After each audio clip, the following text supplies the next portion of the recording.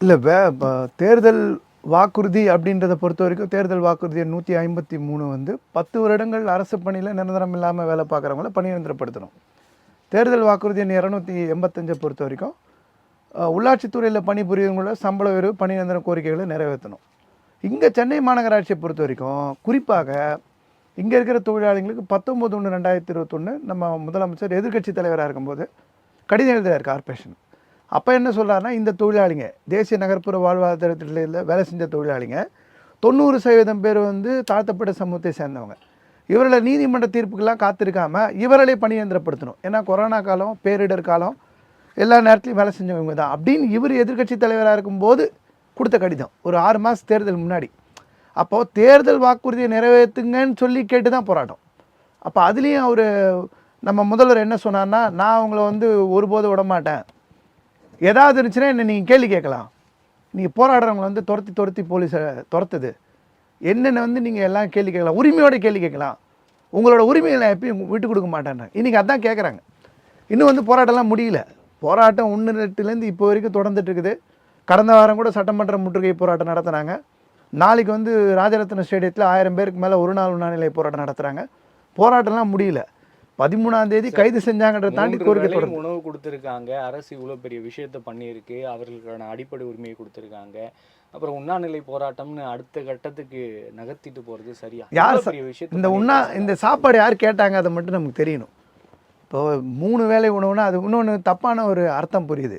3 வேளைனா காலைல மத்தியானம் நைட்டு இல்லை, 3 ஷிஃப்ட்டுக்கு சாப்பாடுன்னு சொல்கிறாங்க.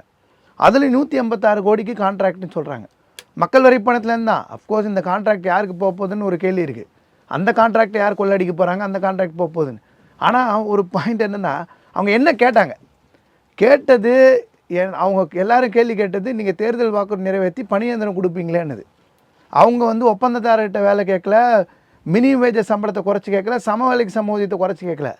கேட்காதது இந்த காலைல மத்தியானம் 3 ஷிஃப்ட்டுக்கு வந்து சாப்பாடு தரேன்றது. இது யாருமே கேட்கலையே. கேட்காத கோரிக்கை நீங்கள் சொன்னதை செஞ்சால் போதுமே. சொல்லாது யாருமே வந்து இந்த கோரிக்கை நீங்கள் சாப்பாடு போடுங்க அப்படின்னு யாருமே கோரிக்கை கேட்கல. திடீர்னு புதுசாக இவங்களாம் காலைல எழுந்து வரத்துக்கு ரொம்ப லேட் ஆகுது, வீட்டில் சமைக்க முடியல, அதனால் கொடுக்குறேன்னு சொல்கிறாரு. விஷயம் என்னென்னா, இதே நாங்கள் என்ன கேட்குறோன்னா, நீங்கள் 19/1/2021 சொன்னது செஞ்சுருங்க, உங்கள் தேர்தல் வாக்குறுதி நிறைவேற்றிடுங்க.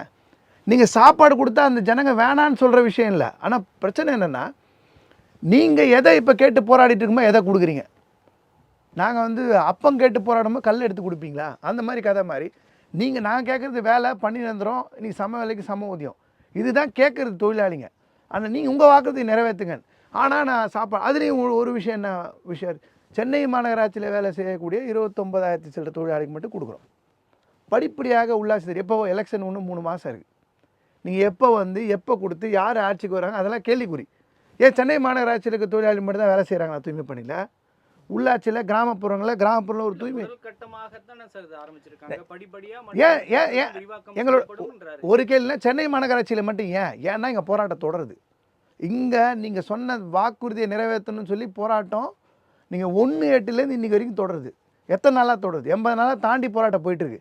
அதனால் அந்த போராட்டத்தை தணிக்கணுன்னும், இங்கே நடந்த தாக்குதல், போலீஸ் காவல்துறை தாக்குதல் எல்லாத்தையும் மறைக்கணும்னா, சென்னை மாநகராட்சியிலேருந்து திட்டத்தை துவங்குற மாதிரி பண்ணால் கண்மறைப்பாக போயிடும். இவங்க தொடர்ந்து போராட மாட்டாங்க. மக்கள் மத்தியில் தூய்மை பணியாளர் விஷயத்துலேருந்து செல்வாக்கு மீண்டும் பெறணுன்றதுக்காக செயற்கையாக கொண்டு வரப்படக்கூடிய விஷயமா இருக்குது.